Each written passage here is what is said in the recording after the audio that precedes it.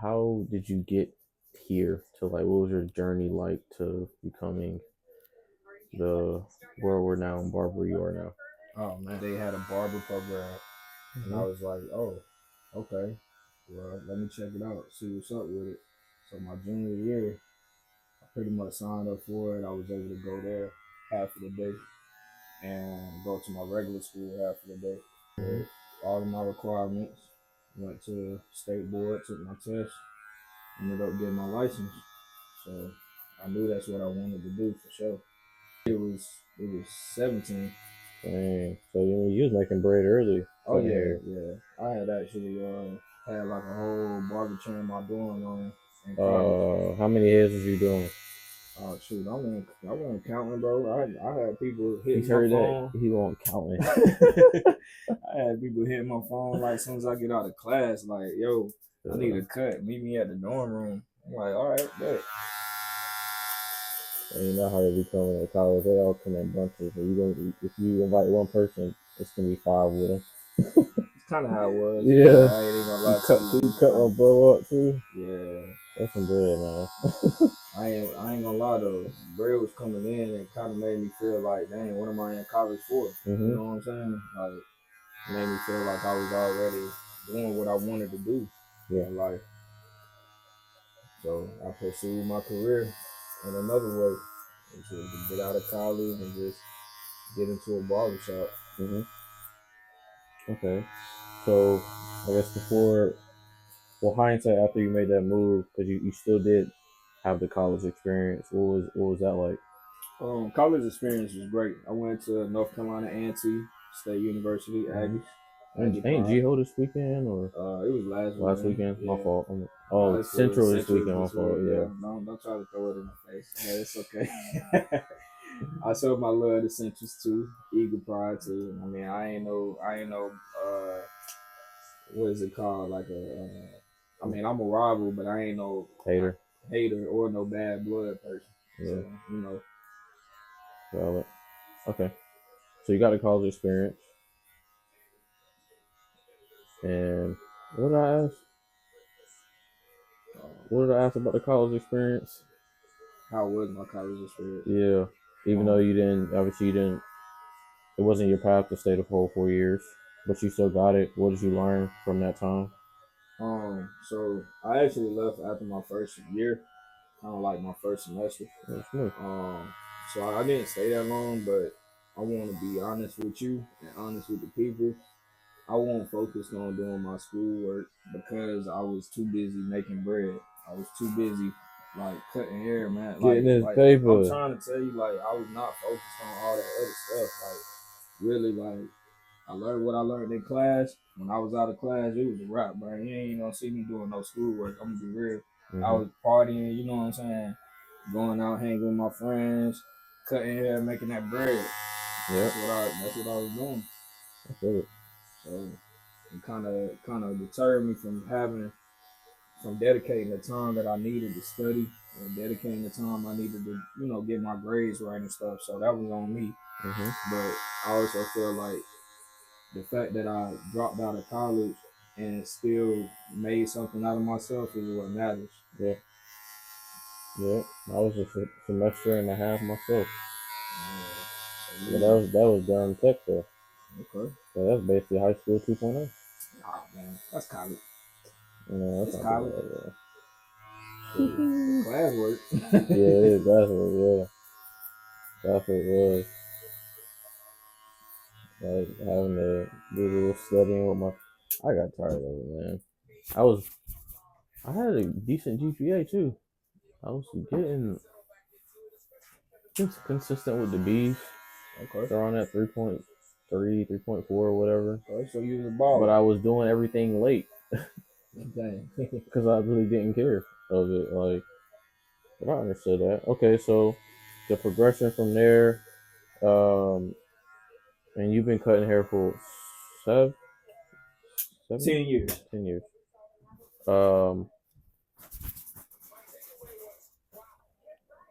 Where'd you go after? Were you just going from job to job, cutting hair on the side, or did you go straight to a shop? Yeah, so I did have other jobs. My very first job it Mm-hmm. was at Right. Frankie's Front Park. Tough. Um, After that, I ended up working at Dave and Buster's for a little bit. Mm-hmm. We're still doing the same type of work, like the game technician work, fix the games when they break down, Yeah. help the customers, stuff like that. But I Yeah. was also cutting at the time too. Yeah. So I was building my clientele. Once I ended up going to Dave and Buster's, I was like, okay, I'm starting to take this drive more often from Cary to Durham, Durham to Cary to Raleigh. You know what I'm saying? It was a Yeah. lot. So I had to make a choice for myself, a unanimous decision to go with where the money was going to bring me. Yep. So I ended up getting into a shop. Um, I also was working at Target at that time, Mm-hmm. logistics. So that was something I was intrigued in, but I didn't know how long I was going to be doing it. And then once I had started getting serious and getting my clientele up in the barbershop, Yeah. it just changed. And I was just like, you know what, man, my schedule is not really meshing together how they should. So why not just go ahead and do something that's going to, carry me a long way. Okay. So I let go of my jobs and I just started cutting full time. And it's been the best decision I've ever made in my life. Yeah. What do you like the best about, I guess, the results of that move? Is it more of a time thing? Obviously, you can control your income by how many heads you cut, and um, you're you're your own business owner. Right. So, what's the pros from making that jump? Because most people are scared to make that jump of, dang, I got no job right now. It's literally just based off of what I have to do and what I'm funding myself. Well, first off, you got to take that leap of faith. You got to know that not everything is for you, but you also got to know that if you don't try, you won't know if it's for you. Mm-hmm. That's something I had to take into consideration with me taking that leap. Now, I will say I ran through obstacles, you know what I'm saying? I had times where I was like, you know what? I don't know if this will work because my clientele ain't booming. Mm-hmm. Or I might have a season where I'm like slow. Yeah. But it also gave me room to mature in my mindset to think about it in a sense of, okay, if I don't have clientele coming through that door right now, what can I do to go get it? Mm-hmm. You see what I'm saying? So it's like more so the growth pattern in my mindset that helped me be a better barber, a better person, a better, craftsman. Yeah. It just made me a better person overall. But the best thing that I like about it is the fact that it's continuous. It's something that I'm gonna always have to do. I can always do. I can get up anywhere, no matter where I'm at, and go cut some hair. Cause somebody gonna need a haircut. Yeah. Like I can be in Florida right now. I can be in Chicago. I can be in Texas, North Carolina. It doesn't really matter. Like if you got a craft for yourself and you know how to use it, you're gonna be able to use it no matter where you're at. Yeah. Okay. So I guess for the barbers and like some of the lessons that you learn more on the entrepreneurship side of like, all right, you need to have consistent clientele. You gotta knowing what you're going to use, the Mm-hmm. specific brands that you're going to use, the basic knowledge of the equipment that you need, and then also like the back end of stuff as far as like the Cut app. You started using that, and Yeah. I'm pretty sure that's taking a load off of like the organization aspect because it does it for you. So going through solidifying your clientele, making it easier for your customers uh, that essentially, and I would say shop with you, would you provide this service for them? What are all these things on this path to get into year 10 that helped you? Like the small things that people wouldn't think of, more to the person that's potentially trying to do this in the future, or Mm-hmm. just somebody who's trying business aspect and want to see like the story of it. You know what I mean? Okay. I'm gonna start off with the rapport that you build with your clientele because that's a big thing that people miss. If you don't build a good rapport with your clientele, meaning a good relationship with your client, 9 times out of 10, they're not going to feel comfortable. So they're not going to feel comfortable to come in and talk to you about anything that they want to talk about. They're going to be hesitant. Hold up. Stop being weird. That's what he's just trying to say. Just stop being weird. Just stop being weird. So, like, you find that person that you value, and that's where I was going to go into.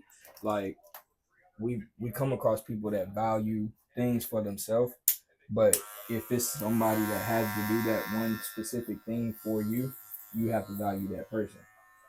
So if you find a dentist, or you find a doctor, you find a barber, you find a hairstylist, 9 times out of 10, you're gonna want to value them so that they feel appreciated to give you the best quality work. Yeah.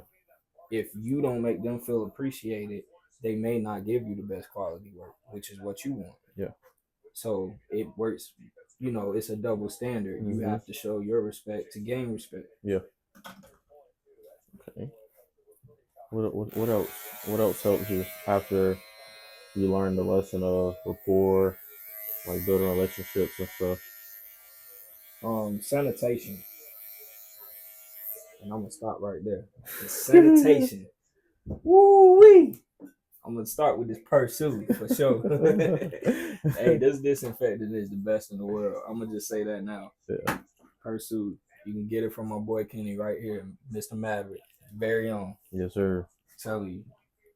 Sanitation. Sanitation is key.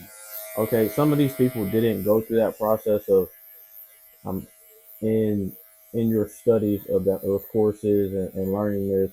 Yeah. They talk about the diseases that can be caught from doing people's hair and like. You don't got to get too heavy into it, but sanitation is heavy. So what would you say?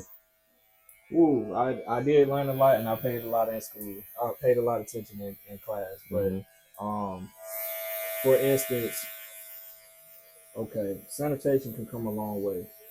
I gotta clean my clippers after each cut, but I also clean my clippers before each cut. So I'm cleaning them twice before I touch somebody else's head. That's better for me to know and for you to know that it's clean. Yep. You see what I'm saying? When you walk into my place of business, you don't normally see a whole bunch of hair on the floor.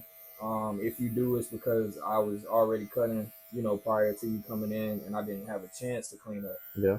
But that's something that I'm always on. I clean my chair, my cape, stuff like that, because I know it's going to the next person. Yeah. I know that this next person has to touch it.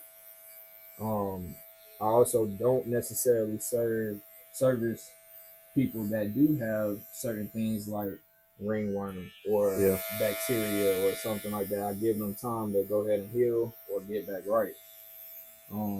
It also matters how you carry yourself as the barber. Personal hygiene, you know what I'm saying? You don't want to be musty.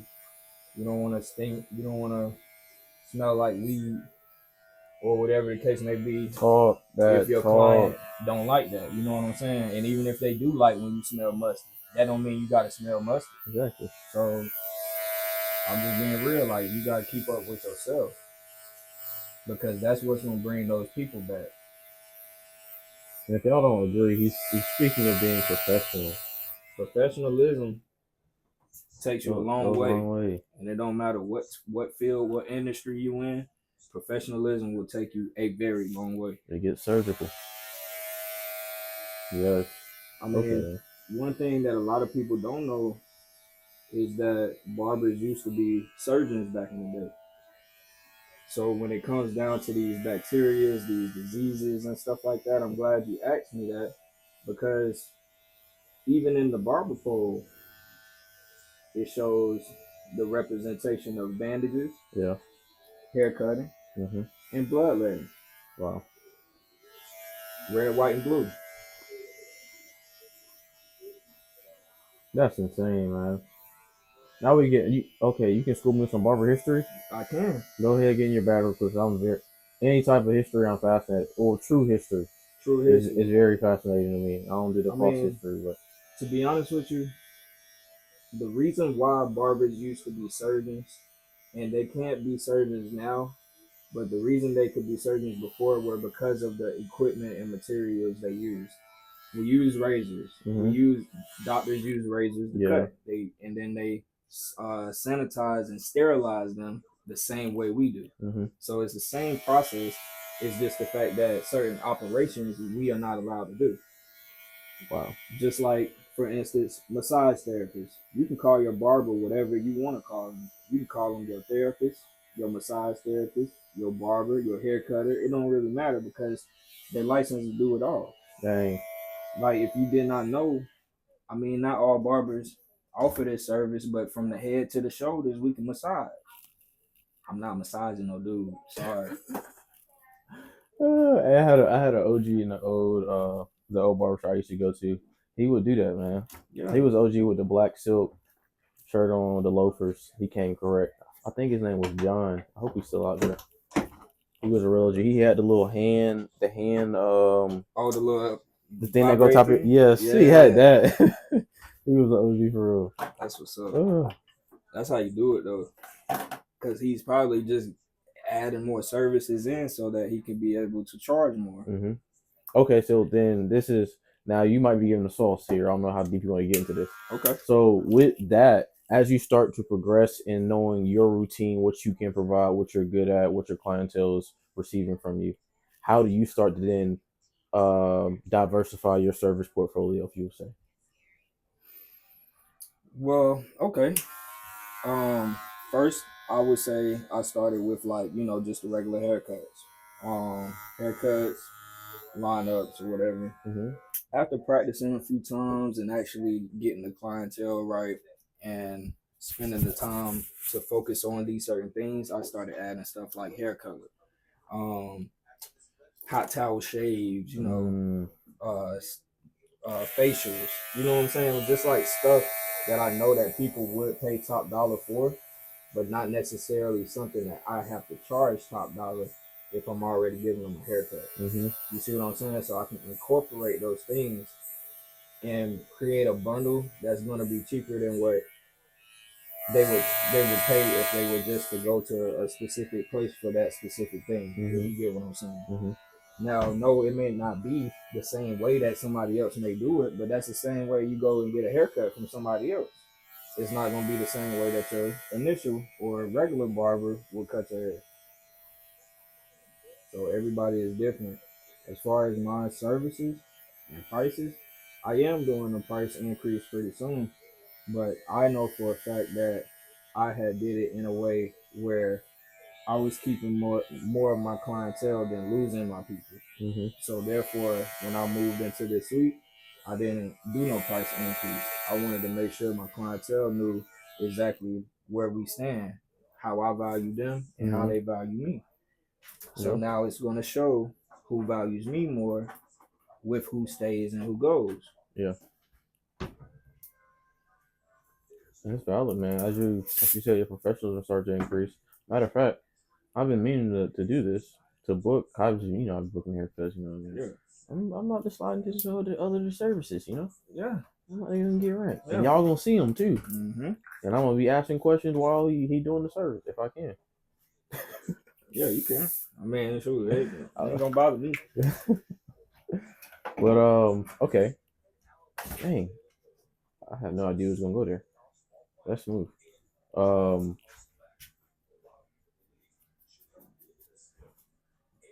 So okay, can you talk about, I guess, probably the middle part of your tenure when you moved to down the street in that shop. Yeah. And then how the difference of maybe working by yourself, having your own studio, having your own, or actually being with the shop, having the different personalities, the clientele, the day-to-days of that. My day-to-day is different.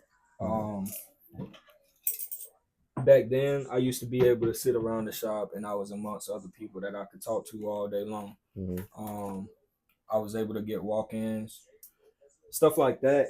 I do miss. You know what I'm saying? But it doesn't stop me from doing what I'm doing to better my business and to better myself, which is this. Mm-hmm. For the most part, I would say being here in a suite versus a barbershop, I have more time to think. I have more time to work on my personal things instead of being distracted and not working on nothing. Mm-hmm. You see what I'm saying? Like if I'm sitting around chilling, I'm doing whatever they doing, or they doing whatever I'm doing.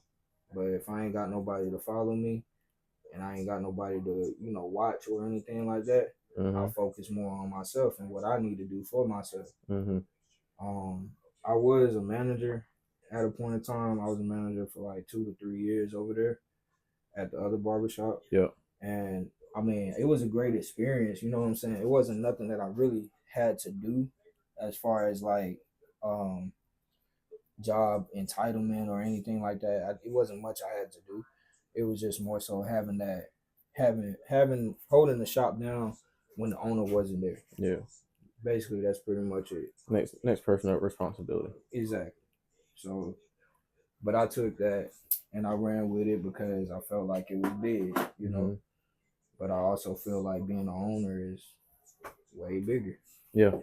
So, I had to tap into that, man. That's what your next step is. My next step is to be an owner, pure owner. Mm. And put y'all on to this curl smoothie too, because this is on fire. Honey, got biotin in it. Mm-hmm. Yeah, for sure. Helps with health growth, curl, moisturizer. Whew. I swear your boy needed this too. I ain't had a haircut. I missed the last haircut. Yes, sir. I missed it something crazy. I realized that what happened. My Amazon Echo was not plugged in. Oh, Yes, I woke up. dang. I woke up about 40. I think it's 45 minutes after. I was pissed. I was already looking rough. I had to go another week without looking rough. Had to let my personality shine a little bit this week. There you go. Because niggas really, well, this is my perception. Sometimes I look rough. I look like a nigga sometimes. And plus, I be helping people, and whether it be at work or whatever. And then plus, I be contacting people. So networking is always a big thing for me. So For sure. but oh, hold on now. Ooh. That thing crazy. Needed Yeah, it. she said. Y'all see this? Y'all see that? Crazy, man.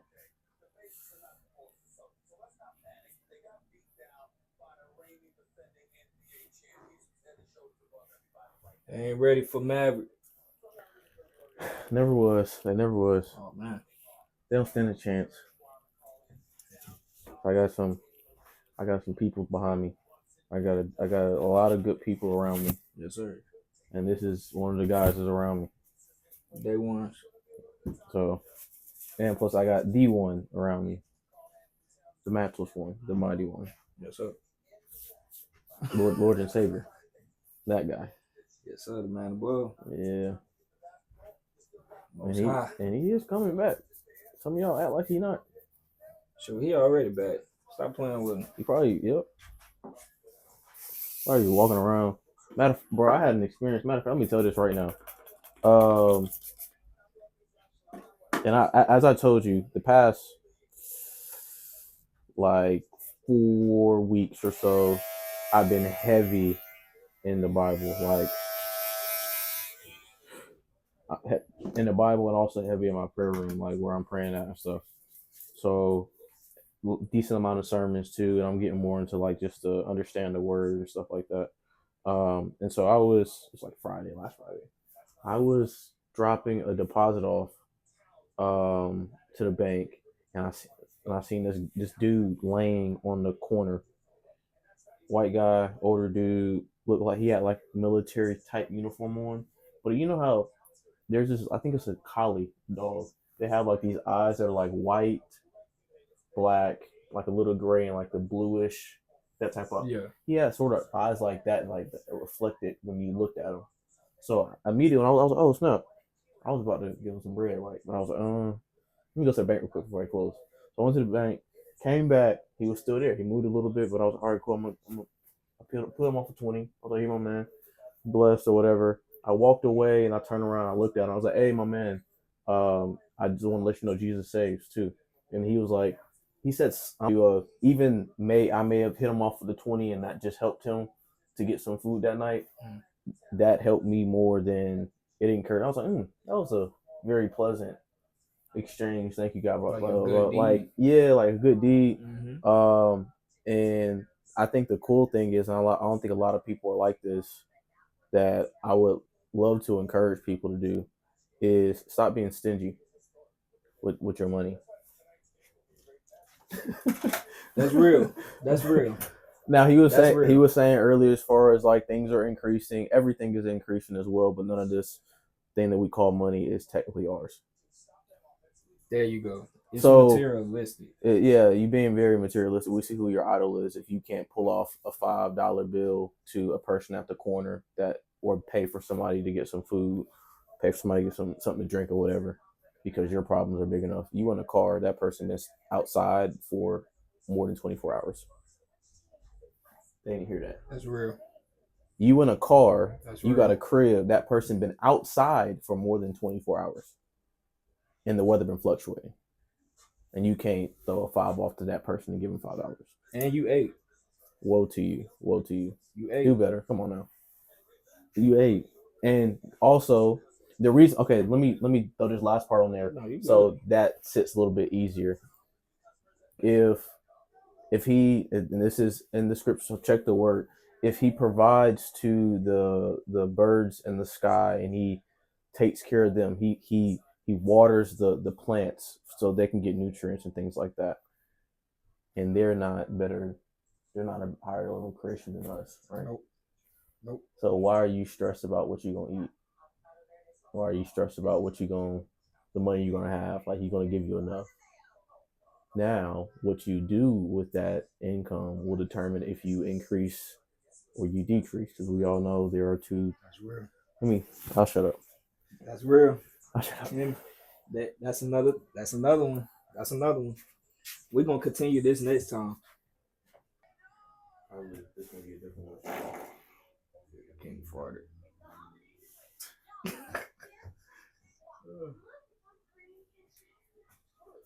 Yeah, that's definitely tough. Appreciate it. Oh shoot. Oh yeah, why you did that? Oh shoot. You good. Hold on, let me check this other person out. First off, let's get this dap. This is the one. This is the one. If you ain't coming like this, don't come. Just don't come, bro. That's why I love my clients, man. I love my clients for sure. Like, this is why I value them the same way I would want them to value me. I give them that same respect. Like, kudos.